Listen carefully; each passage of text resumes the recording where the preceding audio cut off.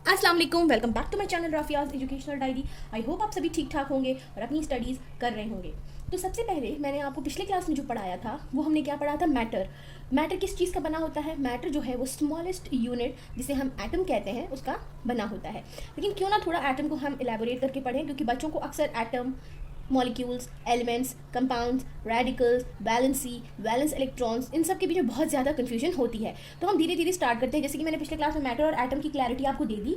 अब आज हम करेंगे एटम के बारे में थोड़ा सा डिटेलिंग कि एटम किस चीज़ का बना होता है और एटम का क्या रोल है एलिमेंट्स में। बेसिकली आपको मैंने बोला था कि matter, everything in this world is a matter, क्योंकि हम जो भी यहाँ पे चीज़ें देखते हैं सभी मैटर की बनी होती है। और लेकिन मैटर को बनाने वाला कौन है? एटम, जो कि स्मॉलेस्ट यूनिट है मैटर का।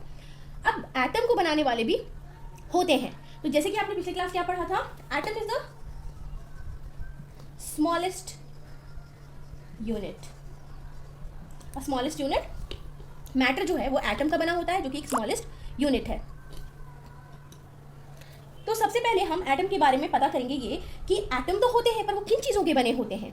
तो अगर मान लो मैंने आपको बोला ये एक एटम है, ये एक एटम है, किसी भी चीज़, कोई भी एटम हो सकता है, हाइड्रोजन है, हीलियम है, क्या है, वो we will talk on later on about all these. तो यहाँ पे एक सपोज ये एटम है, और एटम क्या होता है? एटम जो है, जैसे सेल के अंदर एक न्यूक्लियस होता है, वैसे एटम के अंदर भी एक न्यूक्लियस होता है।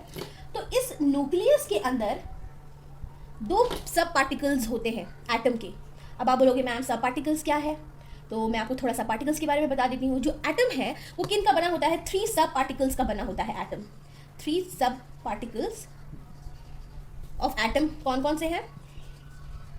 3 सब पार्टिकल्स ऑफ एटम है आपके। Number 1 proton, number 2 neutron, and number 3 is electron. Okay, I hope I am clear. तो ये जो सब पार्टिकल्स होते हैं एटम के, तो इसमें जो एटम में जो न्यूक्लियस है, जो एटम का ये न्यूक्लियस है आपको जो नजर आ रहा है, इसमें प्रोटॉन और न्यूट्रॉन महाराज रहते हैं। लेकिन फिर बेचारे इलेक्ट्रॉन को क्या करते हैं? इलेक्ट्रॉन कहाँ जाता है? तो इलेक्ट्रॉन एक तो बहुत ही लाइट वेट होता है और इनका नेग्लिजिबल मास होता है, बहुत कम मास होता है इसको, ना के बराबर। तो ये आप देखते हो कि जितने पतले लोग वो ज़्यादा फुर्तीले होते हैं compare to the people who are थोड़ा हैवी वेट। उसी तरह आप समझ लो कि जो इलेक्ट्रॉन होते हैं वो भी बिल्कुल हल्के मास के होते हैं, और इसलिए वो इधर उधर शेल में फुदकते रहते हैं। फुदकते मीन्स अपने शेल में घूमते रहते हैं। तो इलेक्ट्रॉन्स जो होते हैं वो यहाँ पर प्रेजेंट होते हैं, इसमें शेल में। एटम का क्या होता है? ये सब शेल्स होते हैं। अगर ये एक एटम है, इसमें एक शेल्स होते हैं जिसमें इलेक्ट्रॉन अपना मूवमेंट करता है और सेंटर में आपका न्यूक्लियस होता है। तो ये क्या है? शेल। आप समझ रहे हो मेरी बात? यहाँ पे जब आप आगे चल के इलेक्ट्रॉनिक कॉन्फ़िगरेशन के बारे में मैं जब आपको बताऊंगी तो आपको क्लियर हो जाएगा शेल क्या है, उसमें प्रोटॉन्स और न्यूट्रॉन्स का क्या रोल है, इलेक्ट्रॉन्स का क्या रोल है, आपको सब कुछ पता चल जाएगा। तो प्रोटॉन्स क्या होते हैं? ये ऐसा सा पार्टिकल है एटम का जो कि पॉजिटिवली चार्ज होता है। Okay, they are positively charge. Neutrons, ये neutral means they contain no charge, means they are neutral. And electron जो होते हैं आपके वो नेगेटिवली चार्ज होते हैं।